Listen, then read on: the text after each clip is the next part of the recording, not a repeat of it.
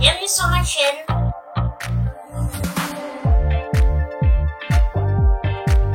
J'espère que vous allez bien. Donc aujourd'hui, on se retrouve pour une vidéo cuisine. Je vais vous proposer 4 repas faciles, rapides et succulents pour toute la famille. Vous pourrez les déguster soit au déjeuner, soit au dîner et vous allez vous régaler, je vous le garantis. Donc petit rappel, comme toujours, c'est pas moi qui fais les choses avec physiquement. C'est pas moi qui fais les choses physiquement, vous vous doutez bien, je n'y arrive pas. Donc forcément, j'ai de l'aide au niveau physique. Par contre, en ce qui concerne les ingrédients, comment mettre, comment faire, quoi mettre dans les recettes, tout vient de moi. Donc en fait, j'indique à la personne qui m'aide comment je veux que ça soit cuit, qu'est-ce qu'il faut mettre pour assaisonner, et tout, et tout. Voilà, je voulais bien le repréciser. Je peux comprendre que pour certains, vous pensez que ce n'est pas moi, mais si, à part au niveau physique. Et vous comprenez bien le pourquoi. Voilà, donc allez, c'est parti. Première recette, je vais vous proposer un poulet au citron, facile, accompagné de riz. Donc moi je l'ai accompagné de riz complet, mais vous pouvez soit vous l'accompagner de riz blanc, soit de pâtes, soit de légumes. Ça c'est à votre convenance et vous allez voir, c'est très facile et c'est super bon.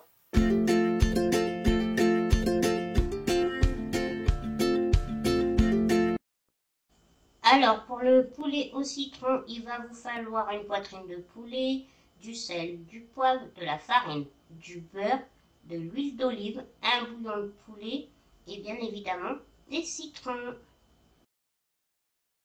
Première étape, vous salez, poivrez et farinez votre poulet, ce qui va permettre à lui fournir une petite croûte. Donc moi, je l'ai fait cuire à l'air fryer pendant une vingtaine de minutes. C'est vraiment pré-cuire, mais vous pouvez le faire dans une poêle, il n'y a pas de problème.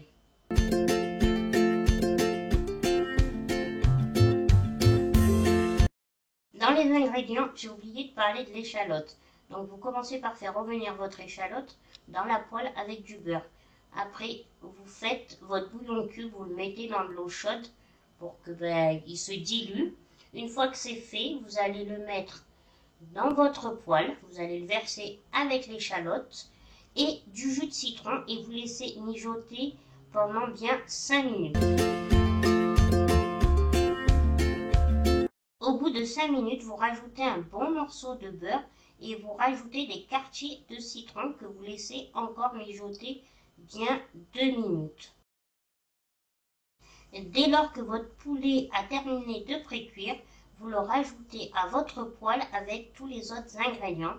Il va continuer à cuire et pour bien faire, vous l'arrosez bien de ce jus. Au bout de 5 minutes, votre poulet au citron est prêt à être dégusté. Pour la deuxième recette, je vous propose un crumble de poisson. Oui, j'ai bien dit un crumble de poisson qui va être alors pour le coup, ça c'est vraiment très facile à faire et très rapide pour les soirs ou les repas du midi express. Et c'est super bon. Alors moi, pour ma part, je l'ai mangé sans rien. Mais après, vous pouvez accompagner d'une petite salade ou vous rajoutez des légumes ou du riz. Pour moi, j'ai trouvé que c'était assez suffisant pour moi de le manger juste comme ça. Vous allez voir, parce que bien sûr, il y a le crumble au-dessus avec une couche d'épinards. Mais voilà, chacun, là aussi, fait comme il le convient. Et que ça soit grand ou petit, vous allez voir, toute la famille va adorer.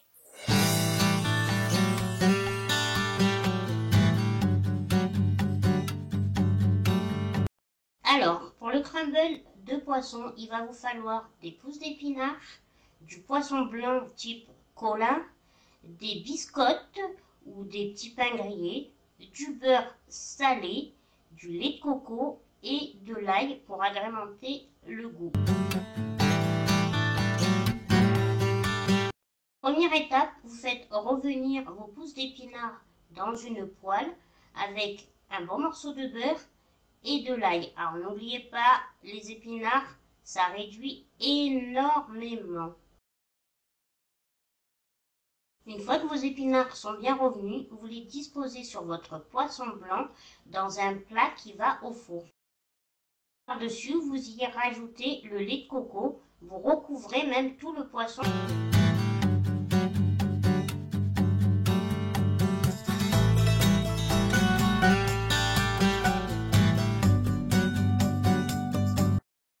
Et pour faire votre crumble qui recouvrera votre poisson et vos épinards, rien de plus simple.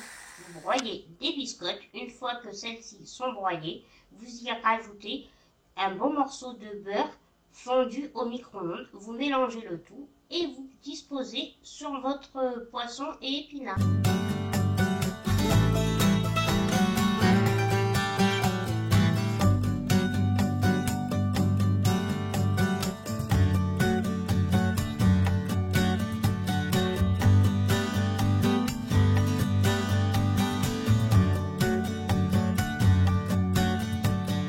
Et maintenant, on enfourne une vingtaine de minutes à 180 degrés.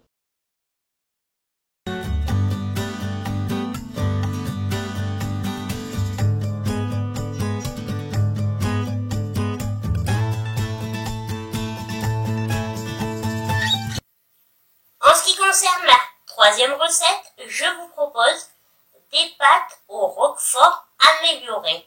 Donc quand je dis améliorer, c'est parce que nous allons rajouter des petits poivrons et du bacon. Vous pouvez, si vous le souhaitez, au lieu du bacon, mettre, je sais pas, du jambon si vous mangez du jambon.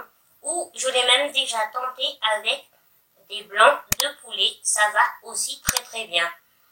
Donc cette recette, bien évidemment, il faut aimer le roquefort. Mais je vous garantis, vous ne sentez pas beaucoup. C'est juste un petit goût subtil, mais le roquefort prend pas le dessus sur la recette. Et avec les poivrons qui vont revenir, ça donne un petit goût sucré. Vous allez voir, c'est succulent.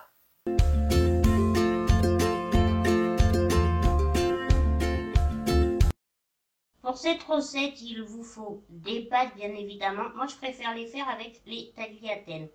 Du roquefort, soit comme ça en morceaux, soit de la crème de roquefort, de la crème fraîche, du poivron, des oignons, et puis je vous disais, en protéines, vous pouvez mettre du bacon, du jambon, du blanc de poulet, ou vous pouvez ne pas mettre de protéines, si vous préférez, sans problème. On commence par faire revenir les oignons pour qu'ils deviennent translucides à feu doux.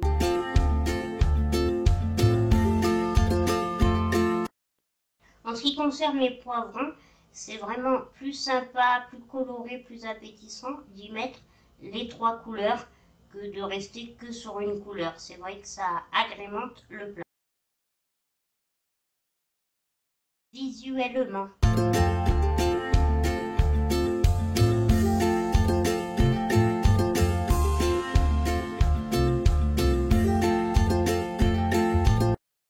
Ensuite, on rajoute nos poivrons avec les oignons dans la poêle.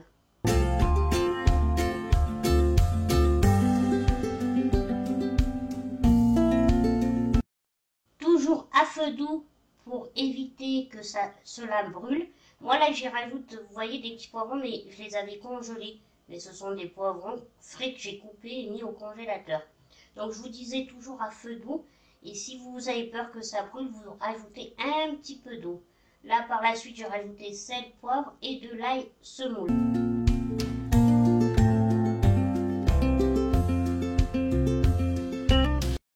Maintenant, on s'occupe du bacon. Donc là, je les ai coupés en lanières, mais j'aurais dû les couper beaucoup plus petits. Mais bon, après, vous faites bien comme vous voulez. Je voulais essayer et j'avoue que j'aurais préféré qu'ils soient un peu plus petits. Et on fait un peu revenir le bacon dans la poêle avec poivron et les oignons. Une fois que le bacon est cuit, on y rajoute la crème fraîche, voilà, Petit détail, faites très attention, ne salez pas trop parce que entre le bacon, le fromage, c'est assez salé. Vous risquez de vous retrouver avec une sauce trop salée. Et donc après, voilà, vous rajoutez vos morceaux de roquefort qui vont fondre et se mélanger au tout.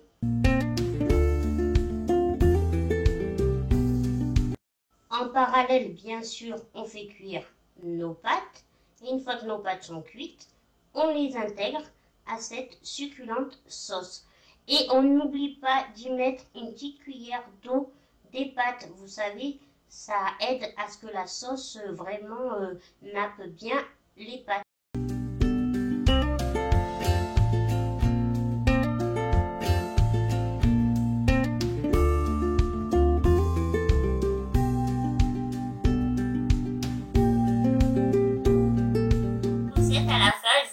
Présentation, j'ai essayé de faire, vous savez, la présentation qu'on voit de partout là, avec le verre. J'ai pas pris un verre à pied, mais bon, je ne sais pas, vous me direz ce que vous pensez du résultat. Et pour finir, on finit par des briques fourrées aux courgettes chèvre, fromage de chèvre et menthe. C'est super bon, vous allez voir. Alors, cette préparation, vous pouvez aussi, moi je l'ai déclinée une fois, je l'ai mis dans un cake, et c'était tout aussi bon. Mais là, en brique, je trouve que c'est parfait pour un repas du soir, accompagné d'une salade. Vous allez voir, le mélange se marie très bien. Et même pour vos soirées, si un jour vous voulez faire juste des apéritifs, vous pouvez proposer ces petites briques en apéritif. Et vos convives seront ravis aussi. Et voilà.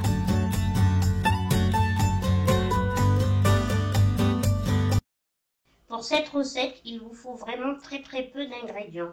Il vous faut des feuilles de briques, de la courgette, du fromage de chèvre, de la menthe, de l'ail semoule, du sel, du poivre et un œuf pour souder les briques.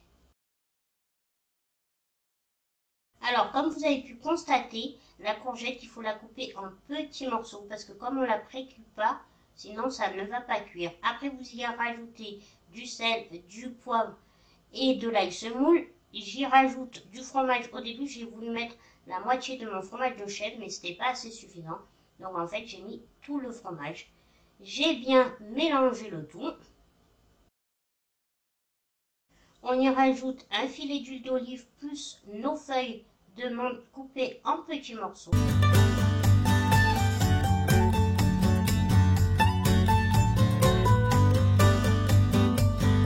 Et maintenant, on s'attaque à la confection des briques.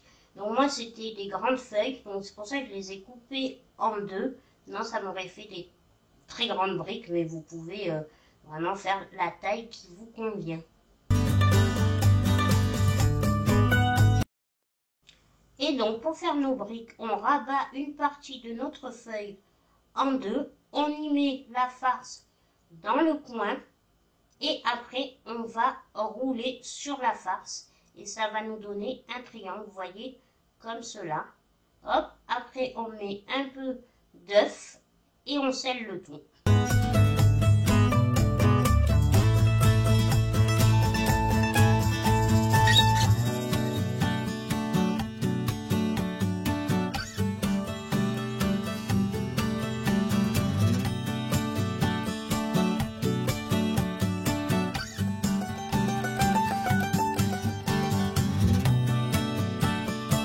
Et cette fois-ci aussi, pour la cuisson des briques, je me sers de l'air fryer, mais vous pouvez faire ça dans un four.